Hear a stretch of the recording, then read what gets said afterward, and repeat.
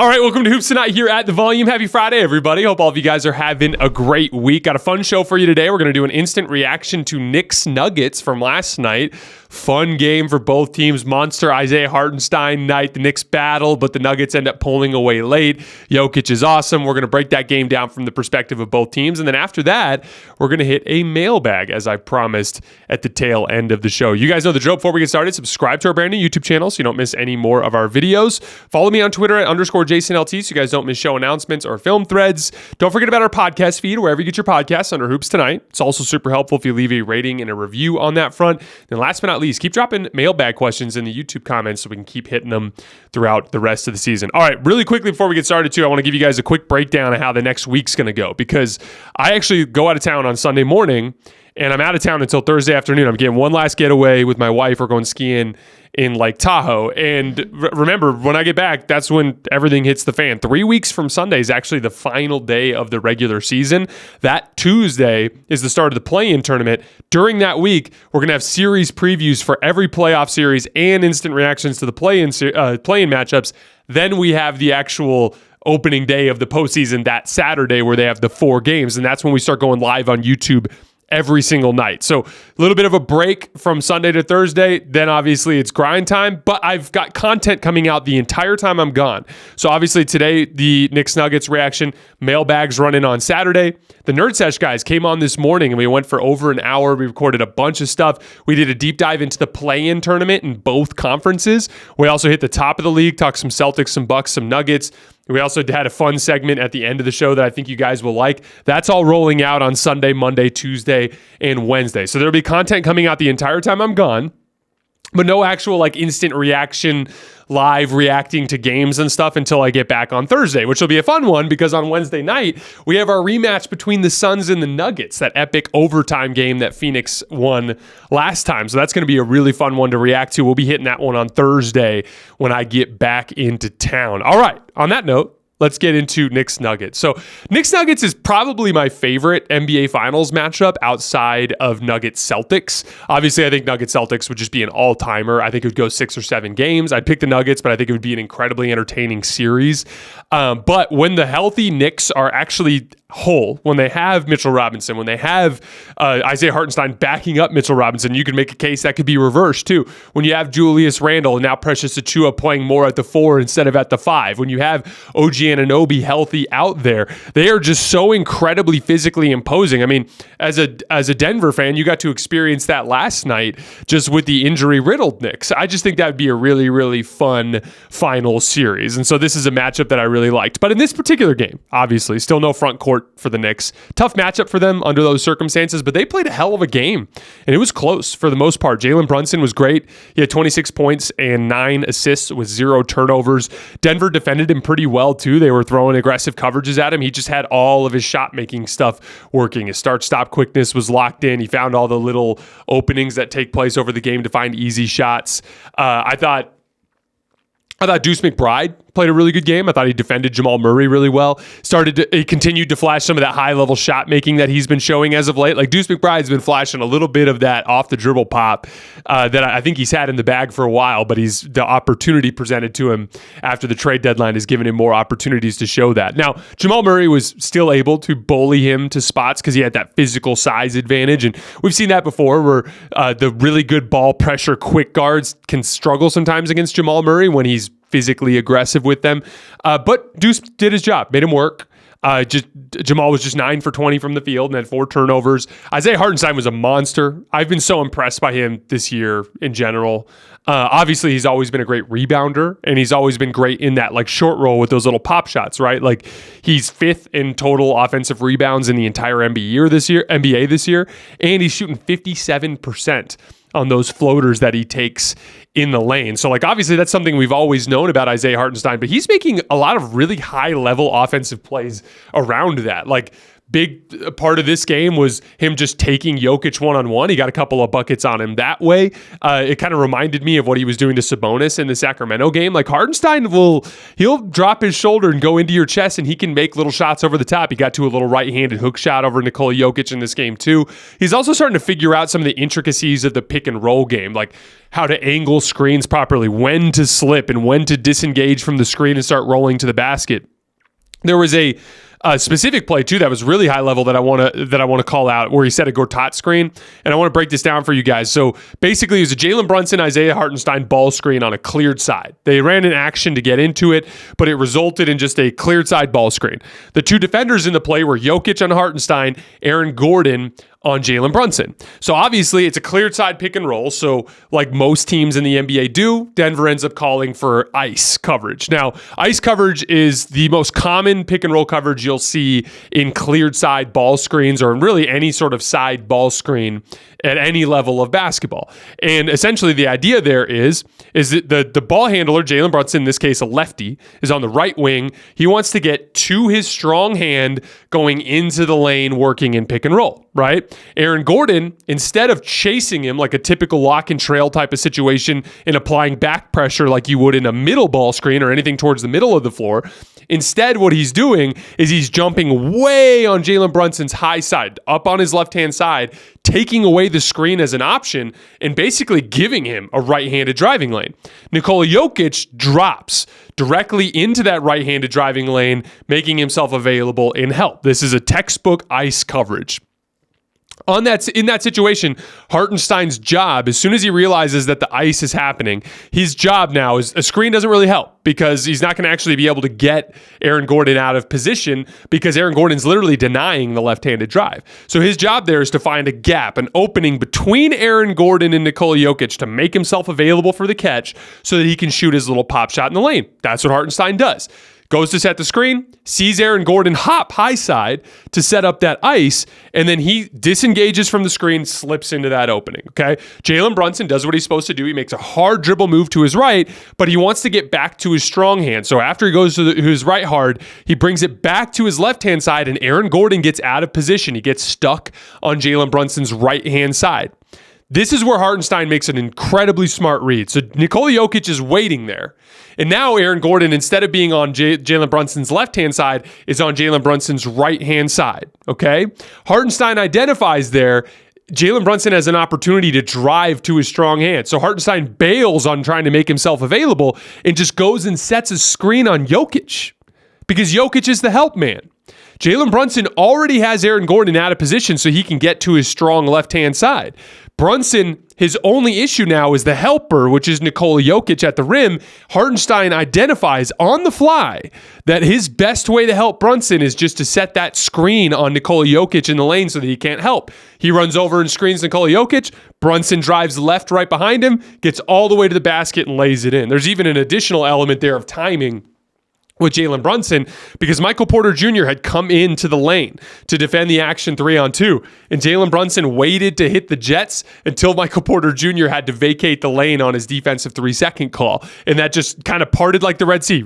Michael Porter Jr. ran out, Jokic got screened by Hartenstein, Brunson snuck right in there and got a layup, and I was literally sitting there watching that, and I'm like, that is a really high-level offensive play from Isaiah Hartenstein that is getting classified as a layup for Jalen Brunson, obviously, and obviously Brunson in his ability to handle the basketball and get to his spots was a big part of that. But that's really high-level offensive role man play from Isaiah Hartenstein. He's just turning into a really good basketball player. He's also been a really solid defensive anchor this year. I've been impressed by his pick and roll defense and how active he is with his hands.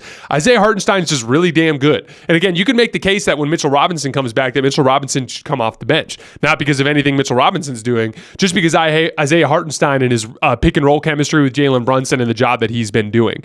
But yeah, the Knicks battled. They kept it close. They really did damage in the Jokic off minutes. They were plus 13. Or excuse me, I want to say they were plus 17. Yeah, they were plus 17 in the minutes that Nikola Jokic was off the floor in this game. But every time Nikola Jokic checked into the game, he would just quickly assert himself and regain control of the situation. He had 30 points, 14 rebounds, and 11 assists with just one turnover. The Knicks were bringing a lot of double teams from the backside, especially like when Jokic would turn his back and kind of protect the basketball. They kept trying to sneak behind him, and I don't know why teams... Again, like this is something that Jokic has consistently punished, and to break it down on a deeper level. Do you guys remember when I've talked with lower level passers? Think guys like Embiid, Anthony Davis, Giannis. How I always talk about them running cleared side actions. The reason why I talk about them running cleared side actions is because when the side is cleared, it's much harder to double on their backside. And when you double from the backside, those guys struggle to see everything because they can really only see what's in front of them. And so as a result of that, if you put them in the middle of the floor or with an occupied corner where someone can sneak in from behind and get steals, those guys can become turnover prone and most importantly be uncomfortable and more likely to just get the ball out to somebody rather than to try to make the kill pass because they're worried. They don't know where everybody is. They feel uncomfortable. And then what I said when we were talking about those guys is when it comes to the higher level passers, the LeBrons, the Lukas, the Jokic's, those guys you want in the middle of the floor because in the middle of the floor or with an occupied corner, you want them there because they can see everything that's taking place. They are comfortable even though there are guys that they can't necessarily see every given second because Jokic can identify, I know this guy is here. I know he's here. I can check this out and I can just kind of periodically kind of monitor where these guys are and they can kind of anticipate things before they happen, right? It's kind of like that ridiculous pass that he had last night where he threw the ball overhand behind his back and hit Aaron Gordon. So basically, Nikola Jokic is posting 16, 17 feet away from the basket on kind of left elbow extended, right? And I want to say Josh Hart. So either Josh Hart or Dante DiVincenzo comes with the backside help, right? So Jokic has the ball like this, and the help is coming from behind. And on the help is coming from Gordon's man. So Jalen Brunson comes out of the weak side and tries to dig down onto Aaron Gordon to take away that post entry pass. But Jokic just sees the whole thing. He identifies this guy's coming on this weak side. That means Aaron Gordon is my open guy. But he also knows that Jalen Brunson's coming on the top side. So if he wants to throw that pass, he's got to hit it to Aaron Gordon's right-hand side because if he throws it to the left-hand side, Jalen Brunson's going to be able to three-quarter front and knock the ball away. And without even damn looking, while the defender's coming around his backside, he just throws it like this backwards and hits Aaron Gordon perfectly on the right-hand side so that he could go up and lay it in. And there were literally like a half dozen plays in this game where the Knicks came with backside help to Jokic's blind side, and he burned him with it. Because again, those types of players, they can actually see the whole floor or at least have an understanding of where everybody is on the floor, even when they're not necessarily looking in that particular area.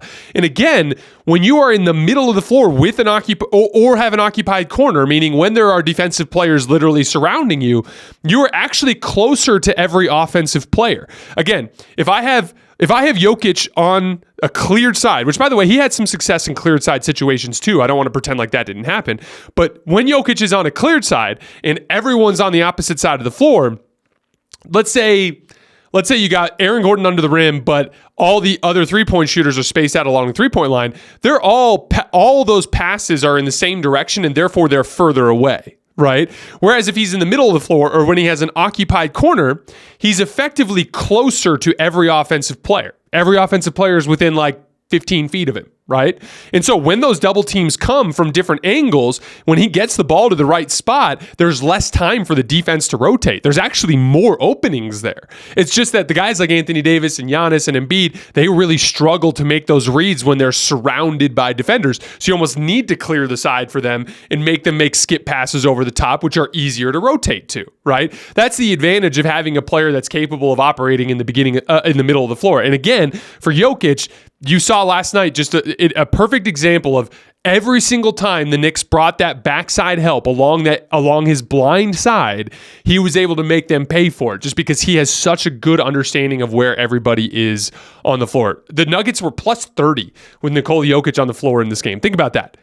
They were minus 17 when he was off the floor, and they still won the game by double digits and were never truly threatened. Unbelievably dominant performance. Michael Porter Jr. had a big night too, 31 points on 16 shots. Hit a big jumper in ISO against Bojan Bogdanovic on the right corner area after the Knicks had cut it to 4.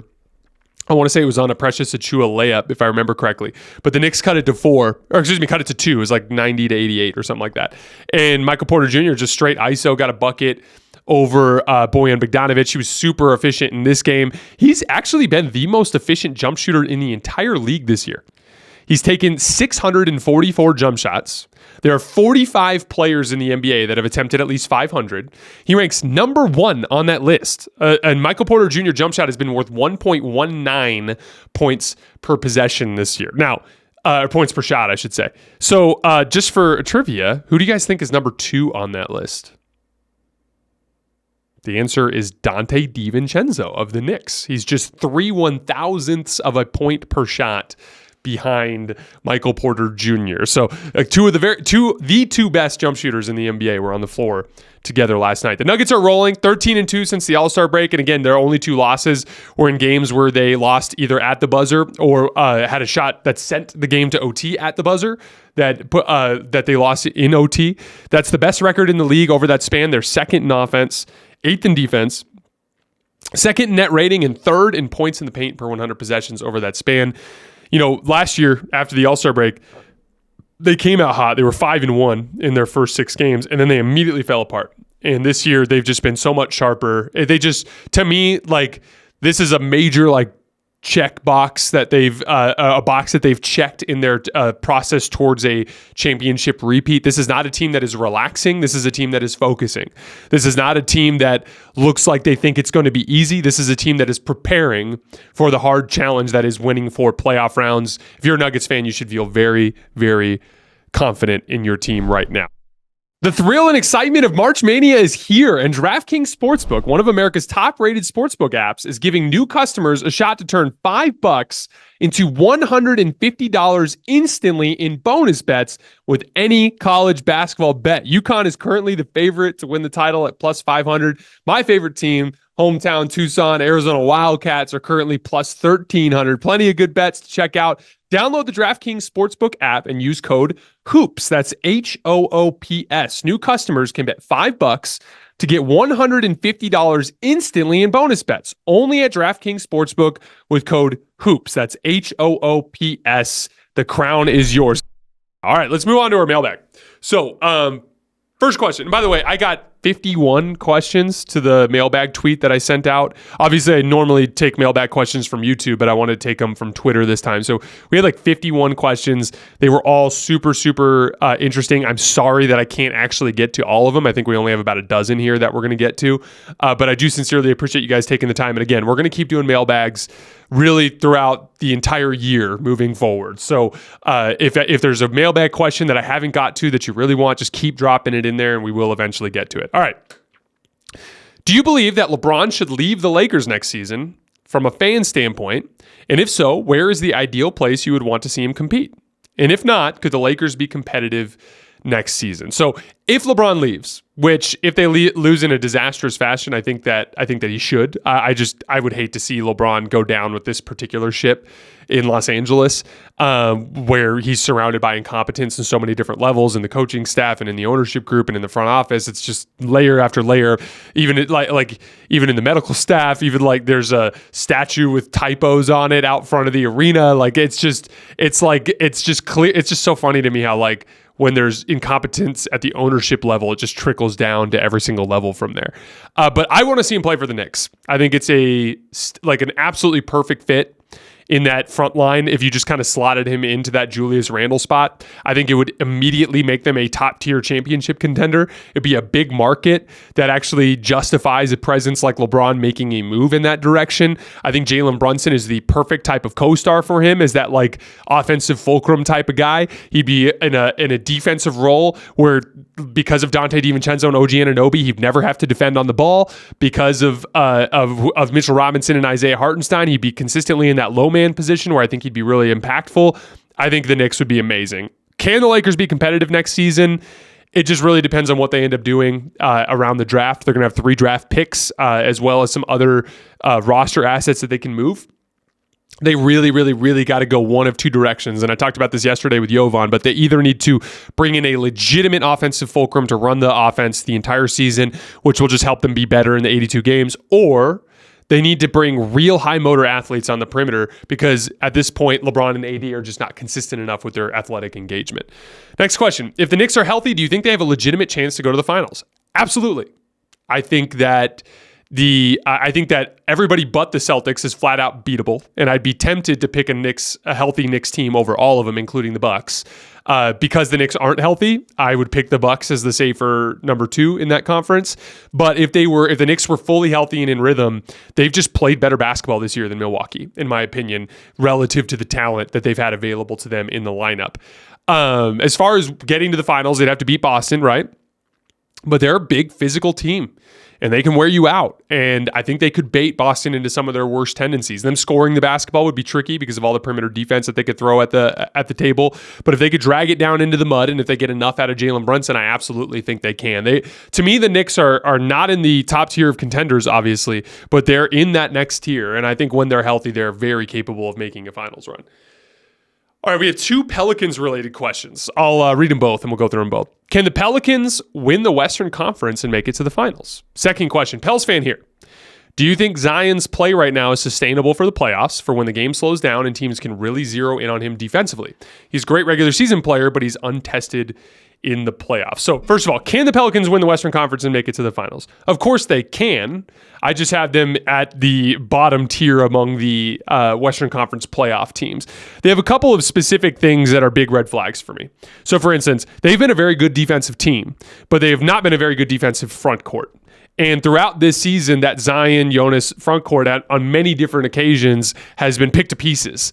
And NBA history tells us you need an elite defensive front court to win the title. I mean, Jokic-Gordon is probably the worst defensive front court to win the title in well over a decade. And Aaron Gordon was unbelievable defensively, both as a low man and as an on-ball defender during that playoff run. So for me, I just don't think the Pelicans have the defensive personnel in the front court that they need. As far as in order to be considered as dangerous as their record would lead you to believe, right? As far as the offensive end of the floor goes in Zion, obviously this season turned around for the Pelicans when Zion took a larger role offensively. I also think Zion just got in better shape and started to get his legs underneath him. That lob dunk he had the other night was the most athletic I've seen him look pretty much since Duke. So I think, or at least since he was healthy a few years ago. So I really do think Zion coming around has been what's turned this season around. That said, when we get to the postseason offensively, there is something to be said about the borderline comical way that teams will try to attack your flaws. Think about what LeBron James did to Zion in the in-season tournament game, the one where the Lakers beat the hell out of him. He basically just sagged way the hell off of him and anticipated his driving angles and more or less removed him from the game. And now I think Zion's a better athlete now than he was then. He's in better shape and he's moving better. And I do think that Zion would be able to have more impact. But I am curious to see how teams kind of play him, because they'll sag way the hell off and they'll try to be sitting on that left-hand side and just try to beat him to spots in the lane. They'll bring physicality. Here's my prediction, though. My guess is that Zion will have success offensively in the postseason. My bigger concern is just that Zion being targeted on the defensive end of the floor. Just, again, putting him in a bunch of actions where they can try to bait him into getting out of position and getting a lot of easy baskets at the rim. That has been a consistent theme this year. Their perimeter defense is unbelievable. Herb Jones is one of the best defensive players that I've watched this year. Brandon Ingram is having the best defensive season I've seen him have in years. They have a ton that they bring to the table on the perimeter defensively, and they fly around and they play hard and they play passing lanes and they apply ball pressure and they force turnovers. And then it's their front court where I have my concerns. And so that's where I think they'll have issues when we get to the postseason. Do you think there's a chance that Vando and Gabe can come back and actually have impact towards winning once the postseason comes? I know them not having conditioning is going to make things a lot more difficult. Or should we rock with the guys who have been playing? Gabe is the one that I don't really understand where he fits. You think of him as a perimeter defense kind of guy at the guard position, but that to me is what Spencer Dinwiddie has been filling. And I think Spencer Dinwiddie is is just a little bigger, a little more athletic, and probably a little bit more resilient when you get to that postseason environment. I do think Gabe will play in games when Spencer's not playing well. I think that Darvin will go his direction, or when one of the skill guards isn't playing well. But his role is a little bit more up in the air. Vanderbilt, like, you just absolutely need him. You absolutely need him. You need to start him, and you need him to be ready. Now, you mentioned conditioning. That's an interesting point. Jared Vanderbilt was not very good to start the season as he was coming back from his injury. It was really just before he got hurt again that he started to kind of get back into shape and really look like the Vando we saw last year. And so that's my big concern too, is like, it's not about Vando coming back. It's about Vando coming back and looking like the Vando we know he can be. And I mean, let's say he comes back at the start of April, like April 1st. You've got 2 weeks to get him back into rhythm. And that's just a lot to ask. And so I think the only hope for the Lakers to make any sort of significant postseason run is Jared Vanderbilt being healthy and in shape, in rhythm, and prepared to play the way that we're accustomed to seeing from him. Next question. Would you rather build around Wemby or Luka? This was a fascinating one. A couple of really interesting questions from you guys that we're going to be hitting here in the next few. So, my prevailing basketball wisdom would say Luka, because I've always been a big fan of matchup attacking forwards, and I've always favored offense over defense because I think it's easier to coach up defense in a way that you can't on the offensive end of the floor. So that would lead you to think Luka. But Wemby to me is a truly transcendently great NBA prospect. And I think he has real potential to be the best offensive player and best defensive player in the league one day. I think that he's the kind of guy that could bring a two-way impact that rivals the greatest players in NBA history. So if not, he has the potential to be better than all of them. So I think regardless of who you are, even if you're a Dallas fan, like, Wemby's Wemby, man. Like he's one of one, and Luka to me is also on an all-time great trajectory, but he's more or less what he is now, what he's always going to be. He will make small improvements, maybe defensively, maybe in his conditioning, and maybe he'll get a little bit more consistent as a shooter. But like, Wemby's already a top 20 player in this league. He's a rookie, and he literally can get many orders of magnitude better than he is right now. Next question. What do you think about the idea that you can't win if your best player is small, like 6'4" or under? What do you need for it to happen, in your opinion? And right now, which players do you think can/could do it in the future? I think it's possible, but his team has to be perfectly built. So first of all, Steph Curry is a guy that has won a title as the best player on his team under 6'4". He did it in 2022. Now, Steph is the best small player in NBA history, and it's not close. When you look at the top 10 players in NBA history, most people are going to have Steph on there, and then everyone else on that list is either a 6'6" super athletic shooting guard or someone who's 6'8" and taller and has all these incredible physical gifts in terms of their size, right? And so that's why I say Steph is the most skilled player in NBA history. It's just he's won with skill at a higher rate than anybody who's ever come before him. That said, I do think it can happen again. You asked to pick a couple of guys. I picked two. Jalen Brunson, I think, is a guy that if you built the perfect type of team around him, that I think he could do it. Like, that Knicks team, I think, has just an outside shot, and when they're healthy, and so I think you have to include Brunson in that list. The other guy I put was John Morant. I think John Morant, especially if they can kind of rebuild around him in Memphis, I think that he's the kind of guy that could be so transcendently great offensively and so difficult to guard that he's a guy that could lead a team to a title. So Brunson and Morant would be the two guys. But again, like, it is uncommon, and there's a reason why Steph's the only guy who's really done it. And it's because, like, in the modern era, it's just difficult to do at that size. And Steph is more like an exception that proves the rule in a lot of ways. And for instance, I'd feel a lot better about Brunson and Morant if they were the second best players on their team, if that makes sense. Next question. Do you believe that if the Cavs had won Game 1 of the 2018 Finals after LeBron's dominant performance when he had 51, do you think they could have had any shot at winning the series? No, unfortunately. I wanted LeBron to win that game really badly just because I felt like he deserved it. I thought he played a game that deserved to win. And there was that bizarre overturned charge call, the missed George Hill free throw, the J.R. Smith forgetting the clock. There's a bunch of stuff that went against him down the stretch of that game that took the game away. But I thought LeBron was far and away the best player on the floor and deserved to win that game. And it's unfortunate, it is what it is. But had he won, all it would have been is a slightly different footnote on a gentleman's sweep, a 4-1 type of win for Golden State. They were just so much, again, like, look at the guys that LeBron was playing with in that series compared to, in my opinion, the most talented roster in NBA history. Next question. I don't know whether you addressed this before, but what are your thoughts on the play-in games in general? For me, personally, I don't like 7 versus 8 and 9 versus 10. I think it should be 7 versus 10 and 8 versus 9. Love your show. Been following since the Lakers Tonight years. Thank you so much for supporting the show. I sincerely appreciate that. So many of you guys wrote kind things to me in the mailbag, and I hope you guys just know that not a day goes by that I don't think about how lucky I am to do what I do for a living and how I wouldn't be able to do it if it wasn't for you guys in supporting me. So thank you so much.